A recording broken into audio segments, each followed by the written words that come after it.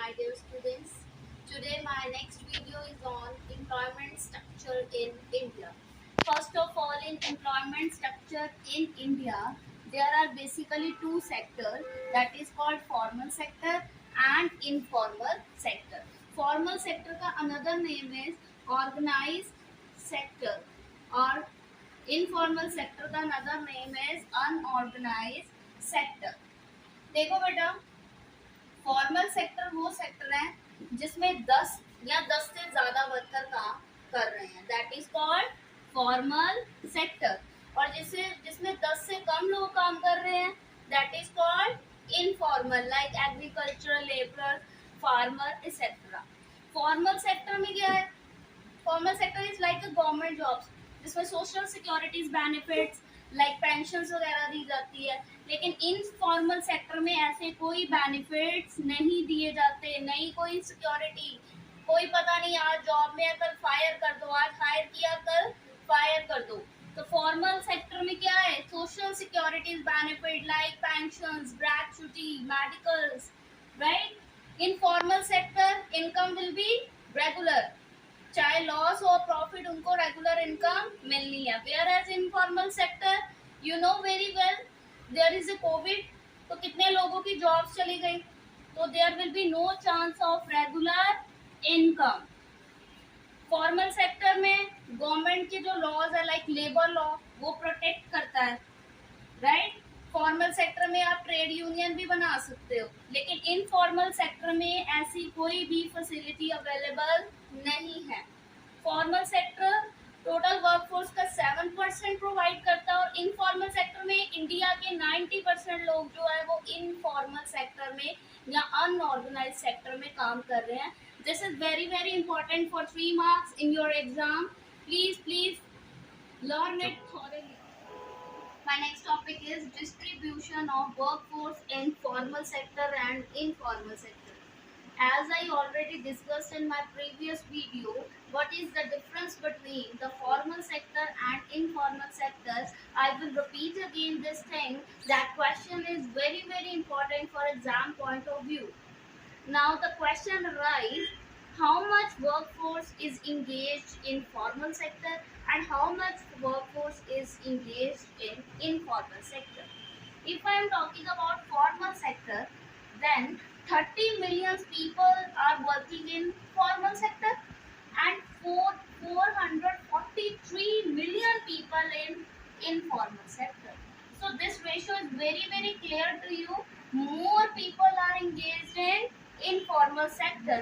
It is almost 94% people are working in informal sector and only 6% people are working in formal sector.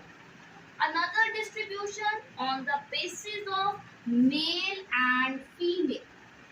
In formal sector, 24 million workers are work under formal sector and only 6 million women are working in formal sector.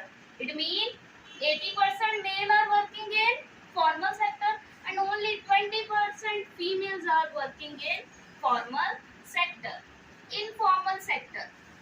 Under informal sector, 306 million means 69% persons are working in informal sector and 137 million female are working in informal sector.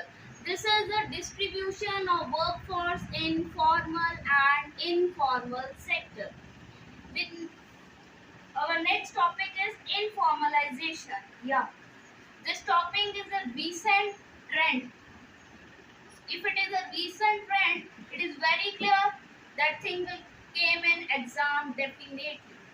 See beta, it is very very clear to this name informalization. It means लोग किस sector में काम कर रहे हैं? Informal sector में काम करने वाले लोगों की परसेंटेज बढ़ रही है और फॉर्मल सेक्टर में काम करने वाले लोगों की परसेंटेज कम हो रही है। That is called informalisation.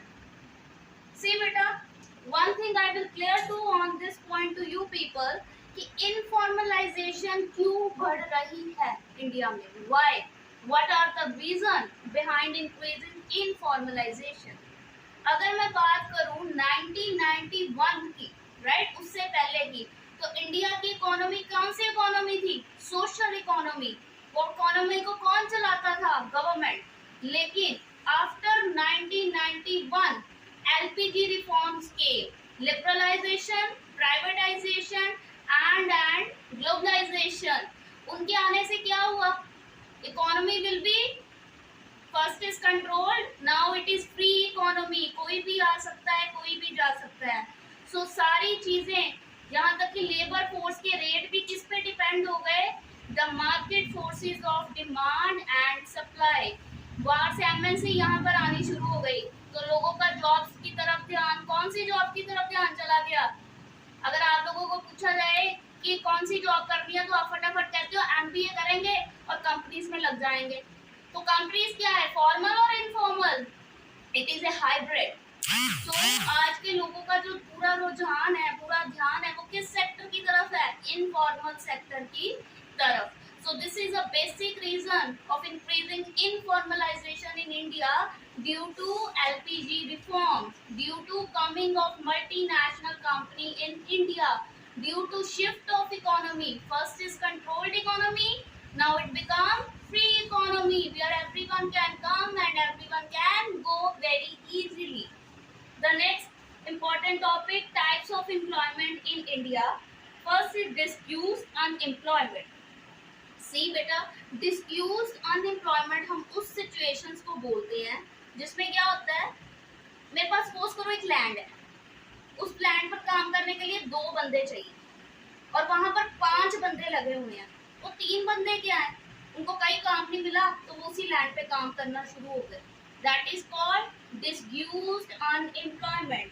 It means it refers to state in which people are engaged in a work than are really needed. जितने बंदे चाहिए, 2 बंदे चाहिए और उसमें कितने बंदे काम कर रहे हैं? 5 बंदे। और 3 बंदे तो फ्री में कोई काम थोड़ी कर रहे हैं, बस अपने आप को शो किया है कि हम काम कर रहे हैं। उस तरीके की एम्प्लॉयमेंट को क्या बोलते हैं? Disguised unemployment. Another one is seasonal unemployment. जब सीजन है खेतों का तो काम है, अगर सीजन नहीं है तो किसान सारा टाइम क्या है? फ्री है ना? इसीलिए जब सीजन नहीं होता तो लोग शहरों में काम ढूंढने आते हैं. That is called seasonal unemployment. And last one is open. लोग काम करना चाहते हैं, जो रेट मिल रहा है, जितना मिल रहा है, लोग काम करना चाहते हैं, विलिंग टू डू वर्क, लेकिन काम ही नहीं है. That is called open employment. I hope this topic is very clear to you. If you have any doubt, any query about this topic, you can simply comment. I will reply or I will clear your doubt as well as query.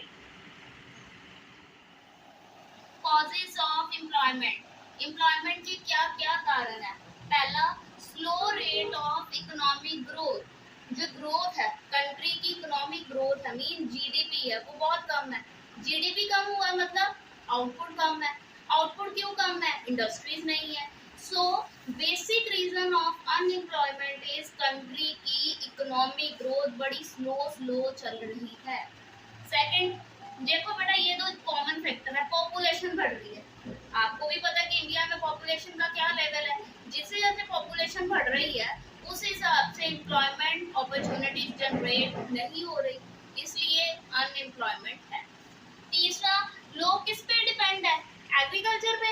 And you know very well कि agriculture में develop है, लेकिन agriculture में कुछ भी modern नहीं है, कोई भी मॉडर्न टेक्नोलॉजी नहीं है. अभी भी वो पुरानी टेक्नोलॉजी पे बेस्ड है, राइट.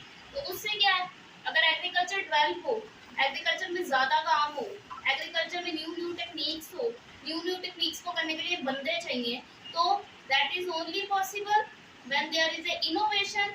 लेकिन एग्रीकल्चर में कोई इनोवेशन नहीं है, जिस वजह से क्या है? Unemployment. Next is education system are defective. के बाद एजुकेशन सिस्टम बेसिकली फोकस करता है थ्योरी पे.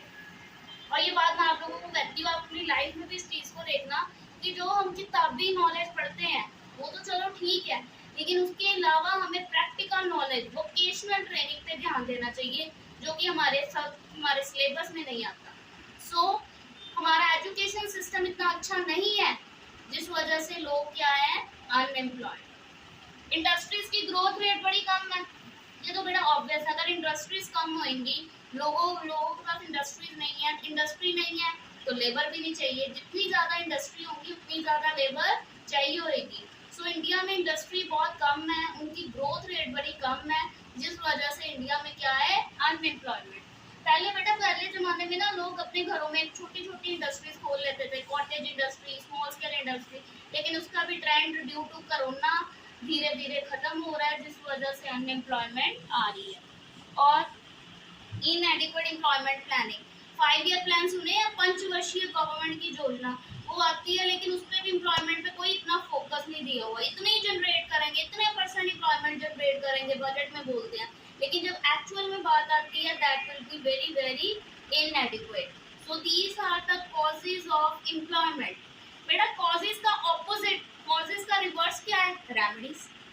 सबसे पहले क्या था, इकोनॉमिक ग्रोथ क्या थी, स्लो, इसमें इकोनॉमिक रेट को क्या कर दो, बढ़ा दो। अगर आप जीडीपी बढ़ाओगे, जीडीपी बढ़ने से क्या आएगा, कंट्री ग्रो करेगा, कंट्री में नई नई सर्विसेज, नई नई जॉब्स जनरेट होंगी, पॉपुलेशन को कंट्रोल करो।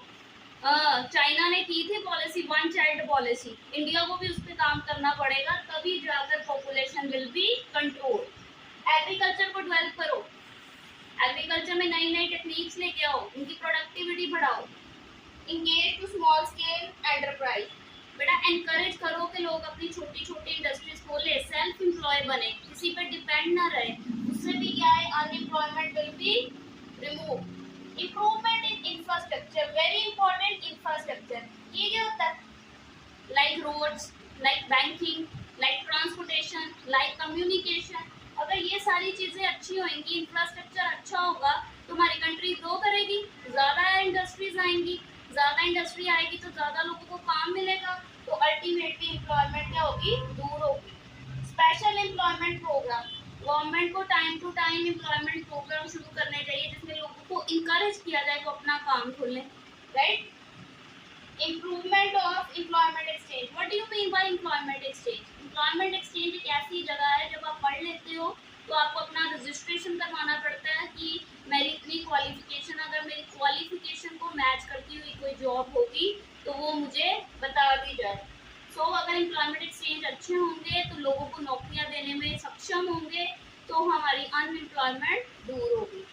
Creation of self employment opportunities, I already discuss, अपनी इंडस्ट्रीज खोल लो, अपनी छोटी दुकान खोल लो, कोई छोटा कोचिंग सेंटर खोल लो, कोई भी ऐसा काम करो जिससे अनएम्प्लॉयमेंट दूर हो। और लास्ट, एजुकेशन सिस्टम को इम्प्रूव करो। एजुकेशन सिस्टम डिफेक्टिव था, उसमें प्रैक्टिकल नॉलेज इंक्लूड करो, वोकेशनल ट्रेनिंग इंक्लूड करो। So this is all about the chapter of employment. I hope these videos are very very useful for your upcoming exams. So if you have any doubt you can ask. So please like my video and subscribe. Thank you.